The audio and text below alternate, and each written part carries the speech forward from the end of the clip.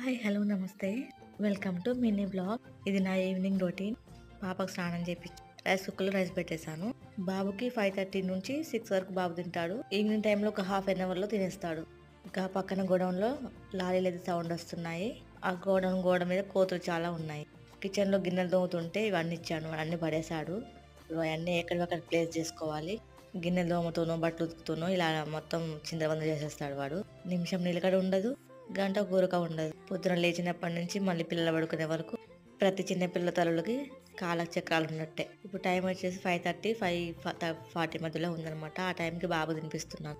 వాడికి చుట్టుపక్కల చూస్తూ కోతుల్ని చూస్తూ తింటూ ఉంటాడు.